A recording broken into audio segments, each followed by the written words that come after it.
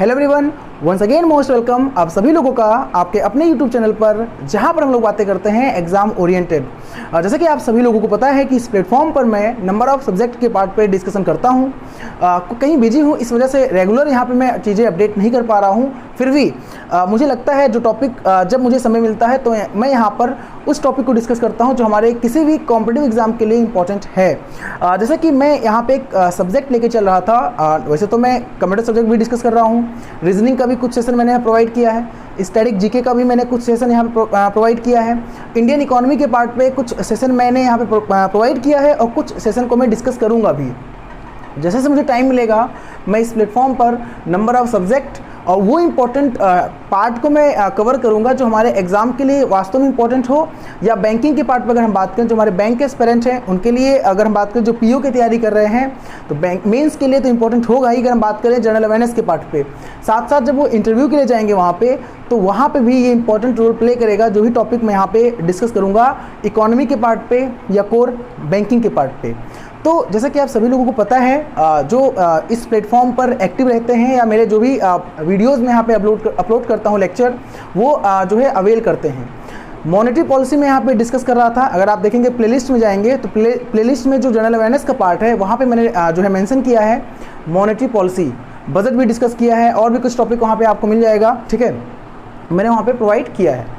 तो monetary policy के कुछ पार्ट मैंने वहाँ पे डिस्कस किया है, आज मैं उसी के आगे डिस्कस करूँगा। ठीक है, आज हम बात करेंगे जो मैंने सब अपना पार्ट डिस्कस किया है मॉनेटरी पॉलिसी का। ठीक है, उसी के आगे मैं डिस्कस कर रहा हूँ। जिन लोगों ने मेरा वो पार्ट नहीं देखा होगा, मैंने नंबर ऑफ पार्ट प्रोवाइड किया है।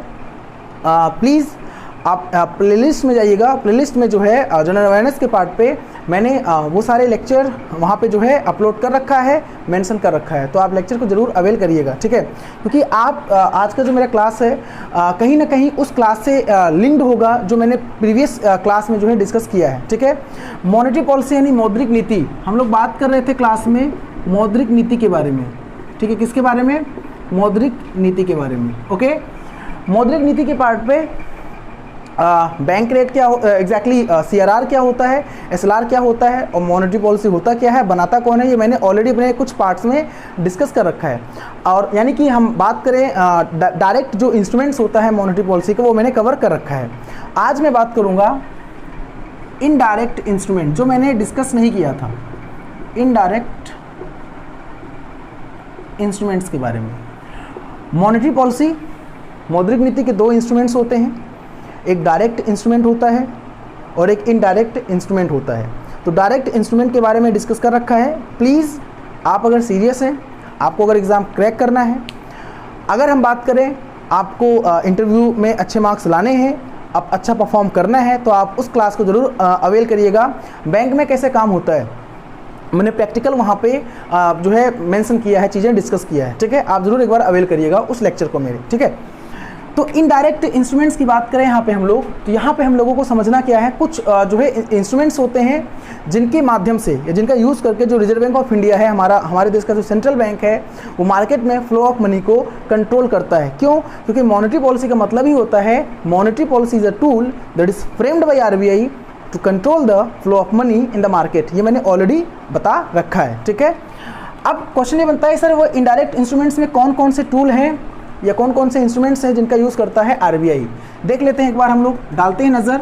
तो यहाँ पे हम बात करें तो आपका होता है रेपो रेट, जो है मेंशन कर लीजिएगा, repo rate, reverse repo rate, bank rate, bank rate. आगे हम लोग बात करें तो MSF, आगे हम लोग बात करें जो टूल यूज़ होता है LAF, आगे हम लोग बात करें तो MSS, आगे हम बात करें तो OMO। ठीक है, यहाँ पे वो इंस्ट्रूमेंट्स हैं जो इनडायरेक्ट जो है के अंतर्गत आते हैं। ठीक है, जिनका प्रयोग करके जो रिजर्व बैंक ऑफ इंडिया है, हमारे देश का सेंट्रल बैंक है, जब by monthly monetary policy review करता है, समीक्षा करता है, तो इन इंस्ट्रूमेंट्स को का यूज़ करता है। ठीक है, अब मैं यहाँ पे डिस्कस करने वाला हूँ डेप्थ में इनके बारे में। रेपो रेट क्या होता है, रिवर्स रेपो रेट क्या होता है, ठीक है, जिसको RRR भी कहते हैं शॉर्ट में। बैंक रेट क्या होता है, MSF मार्जिनल स्टैंडिंग फैसिलिटी क्या होता है, लिक्विडिटी एडजस्टमेंट फैसिलिटी क्या होता है, मार्केट स्टेबलाइजेशन स्कीम क्या होता है, ओपन मार्केट ऑपरेशन क्या होता है। इसके बारे में डेप्थ में जो है हम डिस्कस करने वाले हैं अपने इस सेशन में, ठीक है। चलिए आगे यहाँ पे आप जो है अप एंड डाउन कर लीजिएगा।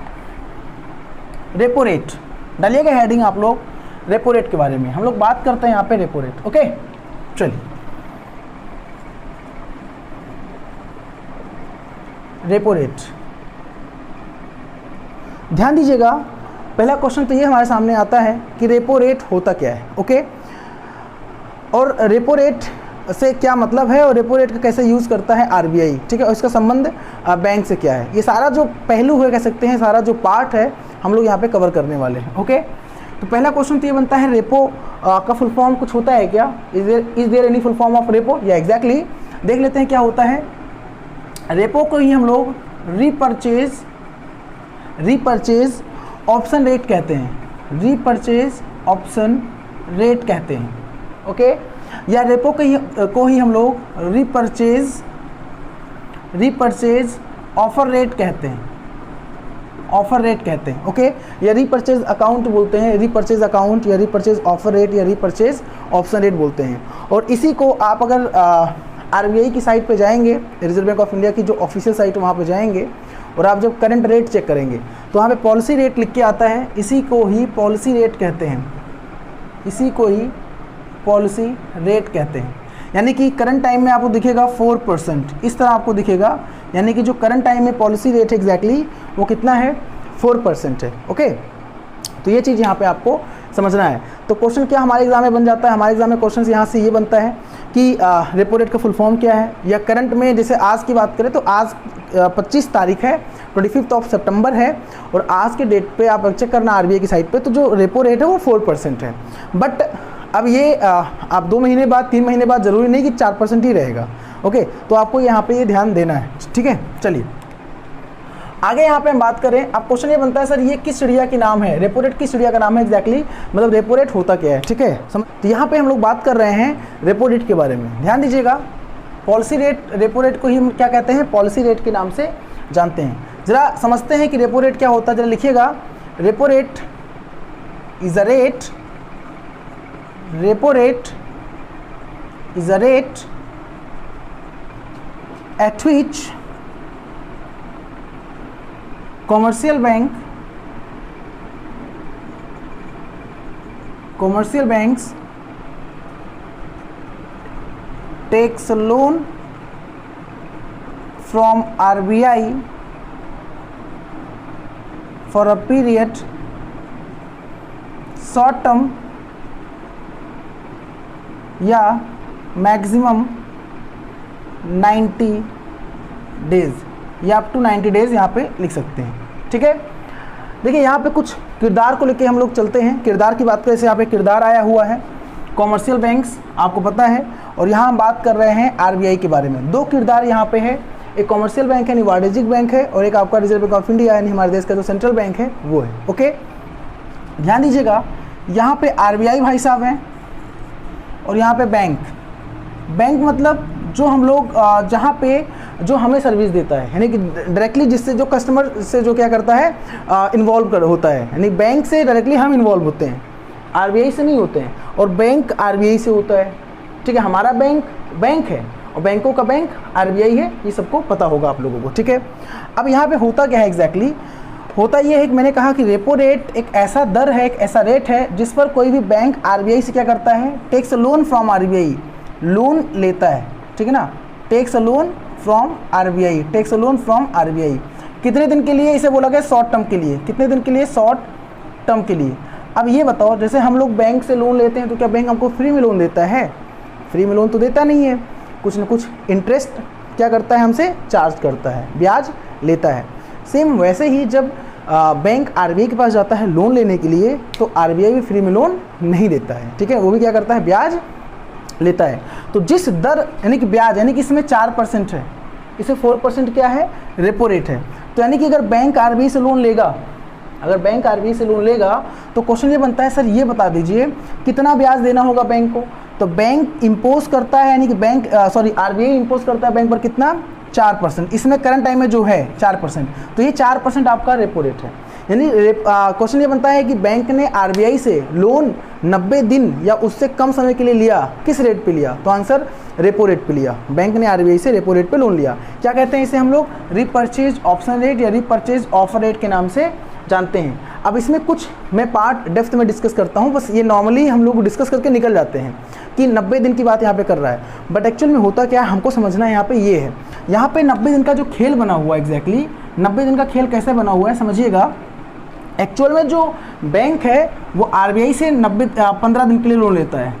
जो बैंक है वो आरबीआई से कहता है आरबीआई आप हमको 15 दिन के लिए लोन दे दो, ठीक है, समझना आप। तो जब 15 दिन के लिए लोन आरबीआई देता है, अब बैंक को 15 दिन के बाद पे करना है, मतलब रीपे करना है, तो वापस नहीं कर पाता है, बैंक वापस नहीं कर पाता। बैंक आरबीआई के पास फिर जाता है और कहता है मुझे अभी कुछ वक्त दे दो आप, मैं वापस नहीं कर पा रहा हूँ, पे नहीं कर पा रहा हूँ। तो आरबीआई कहता है ठीक है आप एक काम करो, एक 15 दिन और ले लो। आप एक 15 दिन, मतलब 15 दिन ही देता है वो, 15 दिन एक और ले लो, उसके बाद आप पे कर दो। फिर बैंक कहता है आरबीआई से अभी मैं पे नहीं कर पाऊँगा। तो इस तरह करते करते मतलब कह सकते हो आप कि 5 बार टाइम देता है, यानी 15 का एक स्लॉट है 15 दिन का 5 बार, ठीक है ना। ये 5 बार देता है कौन? आरबीआई किसको? बैंक को। तो 5 × 25 यहाँ 75, और पहले ये 75 हो गया 5 टाइम्स, और पहले एक 15 था, तो आप जोड़ देंगे तो हो जाएगा ये एग्जैक्टली जो 90 डेज़ का कॉन्सेप्ट आया है वो ये आया है कि 90 डेज़ तक वो क्या कर सकता है, वो माफ़ कर सकता है। माफ़ का मतलब वो पेनल्टी नहीं लगाएगा, यानी कि जो रेपो रेट है उसी पे क्या करना होगा, लोन वो जो है चार्ज करेगा आरबीआई किससे? बैंक से, रेपो रेट पे ही। तो रेपो रेट का एग्जैक्टली मतलब होता है 15 के स्लॉट में जो है वो टाइम देता रहता है कौन? आरबीआई बैंक को। तो अगर आपसे कोई डेप्थ में पूछे कि सर रेपो रेट क्या होता है, तो आप तो नॉर्मली ये कहते हो सर रेपो रेट वह दर होता है, रीपर्चेज ऑप्शन रेट बोलते हैं, रीपर्चेज ऑफर रेट बोलते हैं, जिस दर पे जो कमर्शियल बैंक है वो क्या करता है आरबीआई से 90 दिन तक के लिए, अप टू 90 डेज़, ठीक है, हाँ अप टू 90 डेज एग्जैक्टली, या अधिक से अधिक 90 दिन या उससे कम की बात यहाँ पे कर रहा है, उसके लिए लोन लेता है। इसे हम शॉर्ट टर्म पीरियड कहते हैं। इसे हम कम समय का जो टाइम है, कम समय इसे कहते हैं, है ना, कम अवधि के लिए लोन लेता है कौन? बैंक आरबीआई से। तो कम अवधि, फिर यहाँ पे ये है कि 15 दिन का वाला कॉन्सेप्ट क्या है, तो आप कहेंगे सर एक्चुअली बैंक जो है आरबीआई से 15 दिन के लिए लोन लेता है। अब 15 दिन के बाद बैंक को रिपे करना है, वो रिपे नहीं कर पा रहा है, तो फिर वो 15 दिन के लिए बढ़ा देता है, फिर रिपे नहीं कर पा रहा है बैंक, फिर 15 दिन के लिए बढ़ा देता है। इस तरह करके वो 5 बार, यानी कि 75 दिन हो गया आपका, और 15 दिन पहले था, तो 90 दिन का कॉन्सेप्ट एग्जैक्टली ये आया। इससे ज़्यादा फिर वो नहीं बढ़ाएगा, रेपो रेट एग्जैक्टली यही होता है, ठीक है ना। अब क्वेश्चन ये बनता है सर 4% तो वो रेट जो है ये रेट चल रहा है करंट टाइम में, इस पर आरबीआई क्या करता है, ब्याज लेता है बैंक से। सर कितना बैंक लोन ले सकता है? बिल्कुल सही क्वेश्चन बनना, जेन्युइन क्वेश्चन बनता है कि जो बैंक है वो आरबीआई से रेपो रेट के तहत कितना लोन ले सकता है, ये समझते हैं यहाँ पे हम। तो इसका जो क्राइटेरिया है 0.5% ऑफ NDTL या और 5 करोड़ और इट्स मल्टीपल, मतलब 5 करोड़ या जो 0.5% जो NDTL है बैंक का, यानी net demand and time liability, ये मैंने अपने सेकंड क्लास में या फर्स्ट क्लास में मॉनेटरी पॉलिसी के डिस्कस किया है डेप्थ में। Net demand and time liability क्या होता है। जो लोग मेरा अभी ये फर्स्ट क्लास अटेंड कर रहे होंगे, तो उससे पहले मैं कहना चाहूँगा कि मेरे उन लेक्चर्स को आप ज़रूर अटेंड करिए, अवेल करिए जो मैंने इससे पहले डिस्कस किया है, तब आपको ये लेक्चर अच्छे से समझ में आएगा, मैं गारंटी दे रहा हूँ, ठीक है। तो आपको पहले वो क्लास देखना है मेरा। कहाँ पर मिलेगा आपको? मॉनेटरी पॉलिसी के जो लेक्चर हैं वो मैंने जनरल अवेयरनेस के प्लेलिस्ट में जो है क्या कर दिया है, मेंशन कर दिया, वहाँ से आप जो है लेक्चर को अवेल कर सकते हैं। कोई दिक्कत तो आपको नहीं, कमेंट बॉक्स में आप कमेंट कर सकते हैं अगर कोई आपको प्रॉब्लम यहाँ पे होती है तो, ठीक है ना। तो नंबर ऑफ क्वेश्चंस यहाँ से निकल के आया, ओके। क्या क्वेश्चन निकल के आया सर? रेपो रेट क्या होता है? Repurchase option rate is the rate at which commercial bank takes a loan from RBI up to for a period up to 90 days और मैक्सिमम 90 डेज कह सकते हो, अधिक से अधिक, उससे ज़्यादा नहीं। और यहाँ पे शॉर्ट टर्म की बात कर रहा है, शॉर्ट टर्म इसे ही कहते हैं, ठीक है ना। शॉर्ट टर्म किसे कहते हैं? जो 90 दिन से कम समय की बात होती है। अब देखिए मनी मार्केट में शॉर्ट टर्म का मतलब कुछ और होता है। जब हम आगे मनी मार्केट डिस्कस करेंगे, मुद्रा बाजार के बारे में बात करेंगे, तो वहाँ पे शॉर्ट टर्म का मतलब होता है 1 साल से कम की बात वहाँ पे करता है। 1 साल से कम अवधि के लिए वहाँ पे जो इन्वेस्टमेंट होता है, कह सकते हो जो ट्रांजेक्शन होता है, वो वहाँ पे शॉर्ट टर्म बोला जाता है। और लॉन्ग टर्म का मतलब मोर देन 1 ईयर वहाँ पे होता है, तो वो मनी मार्केट का पार्ट है। यहाँ पे शॉर्ट टर्म का मतलब लेस देन 90 डेज एग्जैक्टली होता है। ये आपको यहाँ पे समझना होगा, ठीक है? ओके, चलिए आगे हम लोग बात करें तो ये आप पॉइंट पेन डाउन कर लिया होगा। कितना लोन ले सकता है? 0.5% ऑफ एनडीटीएल, यानी अपने एनडीटीएल का 0.5% कौन ले सकता है? कॉमर्शियल बैंक ले सकता है। किससे? आरबीआई से, या 5 करोड़ या उसके मल्टीपल में। ये क्राइटेरिया होता है कि कोई भी कॉमर्शियल बैंक आरबीआई से जब लोन लेने जाता है तो एग्जैक्टली ये उसे फुलफिल करना पड़ता है, ठीक है? चलिए आगे हम लोग बात करें तो I hope it's a crystal clear. Okay, चलिए आगे रिवर्स रेपो रेट क्या होता है समझिएगा। रिवर्स रेपो रेट क्या होता है?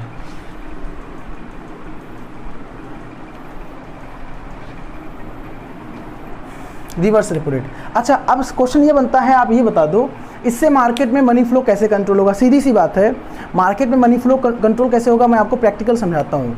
जैसे मान लीजिए आप इतना मुझे बता दीजिए, जब लोन महंगा होता है तो क्या कस्टमर लोन लेना पसंद करता है?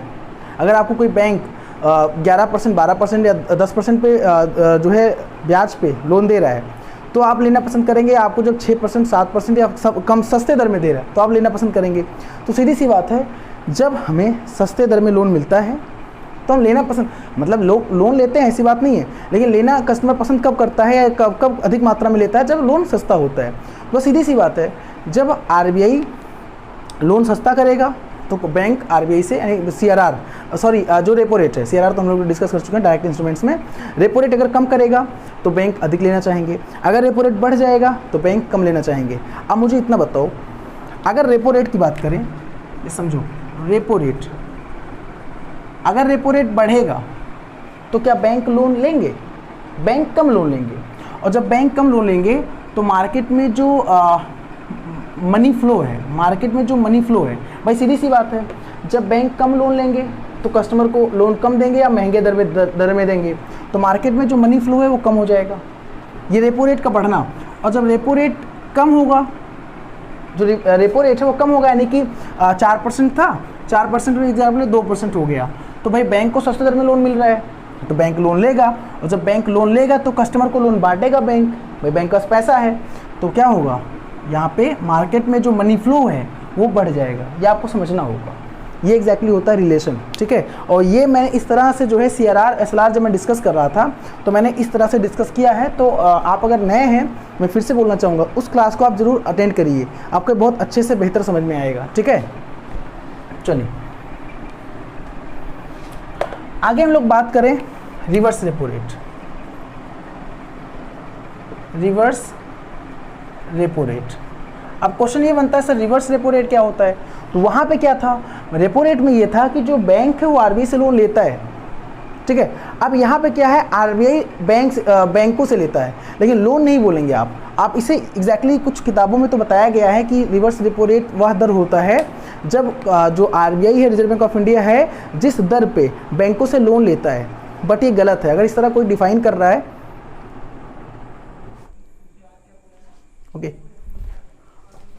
ओके, जब इस तरह से समझिएगा, ध्यान दीजिएगा यहाँ पे आप, अगर किसी किताब में ये मेंशन है कि जो रिवर्स रेपो रेट है वह रेट होता है जिस पर जो रिजर्व बैंक ऑफ इंडिया है वो बैंकों से लोन लेता है, तो ये कहना गलत होगा। एग्जैक्टली होता ही है, आप पेन डाउन कर लीजिएगा मेरे साथ। रिवर्स रेपो रेट क्या होता है?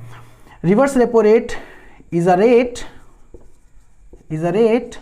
एट विच commercial banks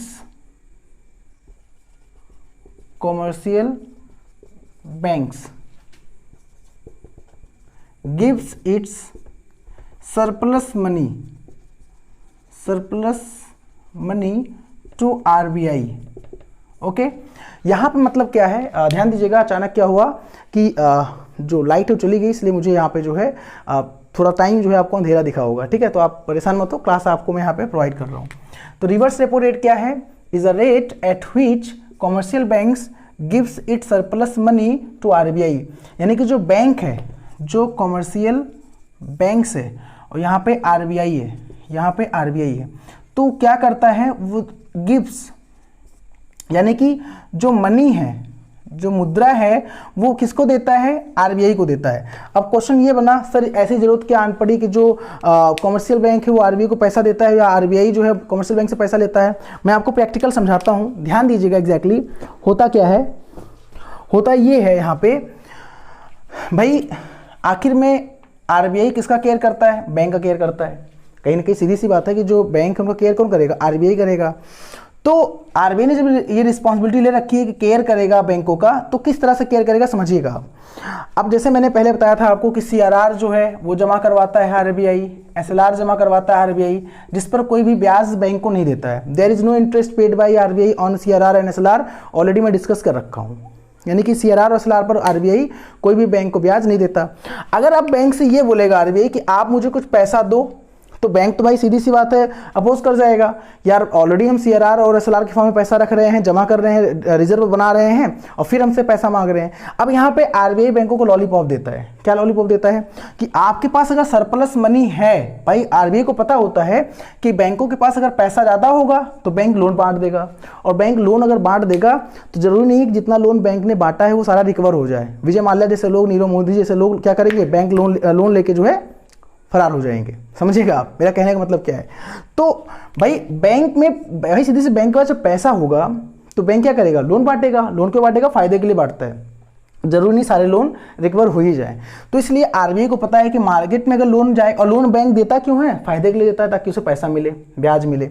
तो आरबीआई को पता है कि अगर बैंकों के पास पैसा है तो एक काम करो, लॉलीपॉप दो। लॉलीपॉप का मतलब ये होता है, एग्जैक्टली समझिएगा, मैं प्रैक्टिकल समझा रहा हूँ आपको, कि अगर बैंकों के पास अधिक पैसा है तो क्या करें, वो हमारे पास जमा कर दें, डिपॉजिट कर दें, आरबीआई कहता है। और उसके बदले हम क्या देंगे, हम ब्याज देंगे। तो जिस दर पे ब्याज देगा वो रिवर्स रेपो रेट कहलाता है। इसमें जो रिवर्स रेपो रेट है वो 3.35% है। कितना है रिवर्स रेपो रेट, 3.35%। तो ये हम लोगों को समझना होगा कि रिवर्स रेपो रेट का मतलब क्या होता है। रिवर्स रेपो रेट का मतलब यही होता है कि आरबीआई को डर होता है कि बैंक अगर लोन बांटेगा, मतलब लोन दे अच्छी बात है, बट अगर बैंकों के पास सरप्लस मनी है, अगर लोन बांटेगा तो रिकवर होने में प्रॉब्लम है। आरबीआई को लगता है कि रिस्क है वहाँ पे। भाई मार्केट में अगर लोन देगा कौन, जो बैंक है, तो सारा रिकवर तो होता नहीं है, कुछ रिस्क तो होता ही लोन पे, होता है कि नहीं होता है, ये आपको समझना होगा। तो आरबीआई अगर क्या करता है कि कहता है क्यों ना अगर हम बैंक का जो सरप्लस मनी अपने पास रखवाएं और उसके बदले में उसको हम क्या करें, ब्याज दें, जो कस्टमर से लेता है। हालांकि कम ब्याज देगा आरबीआई कस्टमर के अपेक्षा, भाई कस्टमर को अगर बैंक लोन दे रहा है तो ज़्यादा ब्याज लेगा, लेकिन आरबीआई अगर लोन दे, जो रख रहा है पैसा अपने पास बैंकों का, तो उस पर कम ब्याज देगा, लेकिन पैसा सेफ तो है, सेफ कस्टडी में तो है। तो ये चीज़ यहाँ पर रिस्क नहीं है, मतलब आरबीआई के पास पैसा रखने में बैंकों को रिस्क नहीं है, लेकिन कस्टमर को देने में रिस्क है। तो आरबीआई लॉलीपॉप देता है बैंकों को। तो ये एग्जैक्टली मतलब होता है कि रिवर्स रेपो रेट मतलब वही, रेपो रेट का मतलब क्या, रिवर्स। रेपो रेट में क्या था, कॉमर्शियल बैंक आरबीआई से लोन ले रहा है, और रेपो रेट में क्या है, रिवर्स रेपो रेट में क्या है कि जो कॉमर्शियल बैंक है वो अपना सरप्लस मनी क्या कर रहा है, आरबीआई के पास रख रहा है। तो उसी का अपोजिट, रेपो रेट में कॉमर्शियल बैंक आरबीआई से लोन लेता है, और रिवर्स रेपो रेट में कॉमर्शियल बैंक अपना सरप्लस मनी आरबीआई को देता है। लेकिन ये कभी कहीं आप टर्म यूज़ नहीं करेंगे कि आरबीआई बैंकों से लोन लेता है। अगर आप ये कहेंगे तो ये गलत है। कुछ किताबों में मैंने देखा है, मेंशन भी किया गया, आरबीआई जिस रेट पे लोन लेता है बैंकों से वो जो है क्या कहलाता है, रिवर्स रेपो रेट। भैया आरबीआई बैंकों से लोन क्यों लेगा, वो तो ऑलरेडी बैंकों का बैंक है, बैंकों का पापा है, तो लोन प्रोवाइड करता है, वो लोन थोड़ी ना लेगा। ये आपको समझना होगा यहाँ पे, ठीक है। तो ये था आपका reverse repo rate. I hope it's a crystal clear, आपको समझ में आया होगा, ठीक है। तो चलो ठीक है। अच्छा एक बात मैं यहाँ पे बताना चाहता हूँ, और अगर reverse repo rate RRR reverse repo rate भाई ज़्यादा होगा, ज़्यादा का मतलब ब्याज ज़्यादा देगा, तो बैंक क्या करेंगे, बैंक मार्केट में लोन देने की अपेक्षा बैंक क्या करेंगे, आरबीआई के पास क्या करेंगे, डिपॉजिट कर देंगे। तो भाई ये क्या है, तरीका है मार्केट्स में पैसा, जो बैंक है मार्केट में पैसा कम दे। भाई मार्केट में मनी फ्लो को कंट्रोल करने के लिए आरबीआई क्या करता है, रिवर्स रेपो रेट को बढ़ा देगा। जब रिवर्स रेपो रेट को बढ़ाएगा तो बैंक मार्केट में पैसा लोन कम देंगे, चूंकि आरबीआई खुद ब्याज दे रहा है ज़्यादा। ब्याज आरबीआई खुद दे रहा ज़्यादा, किसको, बैंकों को, ठीक है, तो भैया हमारे पास रख दो, आरबीआई कहेगा हमारे पास रख दो, हम इस पर ब्याज आपको दे रहे हैं ब्याज, और पैसा सेफ भी है, मार्केट में पैसा जाएगा नहीं, तो ऑलरेडी क्या होगा, मार्केट में लिक्विडिटी मेंटेन रहेगा। अच्छा मार्केट, अब अगर आरबीआई को लगता है कि मार्केट में पैसा कम है तो आरबीआई क्या करेगा, वो जो है रिवर्स रेपो रेट को कम कर देगा। जब रिवर्स रेपो रेट कम कर देगा तो बैंक सोचेगा यार क्यों ना इस आरबीआई के पास रखने से अच्छा क्या है कि हम जो है मार्केट में लोन दे दे, ताकि वहाँ पे ब्याज, वहाँ से ब्याज ज़्यादा मिल जाएगा, हालांकि रिस्क तो है। तो एक तरीका होता है मार्केट में लिक्विडिटी को मेंटेन करने का, आरबीआई इन टूल को यूज़ करता है। तो आज मैंने डिस्कस किया जो है रेपो रेट और रिवर्स रेपो रेट। कल जब मैं सेशन लेके आऊँगा तो मैं डिस्कस करूँगा बैंक रेट क्या होता है, लैफ क्या होता है, लिक्विडिटी एडजस्टमेंट फैसिलिटी क्या होता है, मार्जिनल स्टैंडिंग फैसिलिटी क्या होता है, ओपन मार्केट ऑपरेशन क्या होता है, और जो है मार्केट स्टेबलाइजेशन स्कीम क्या होता है। तो बने रहिए हमारे साथ, शेयर करते रहिए, सब्सक्राइब कर दीजिए हमारे चैनल को अगर अभी तक आपने सब्सक्राइब ना किया हो। मुलाकात करते हैं आपसे नेक्स्ट सेशन में इंपॉर्टेंट फैक्ट के साथ जो मैंने आज डिस्कस किया, इसका नेक्स्ट लेक्चर रहेगा। ठीक है, तब तक के लिए धन्यवाद, थैंक यू सो मच।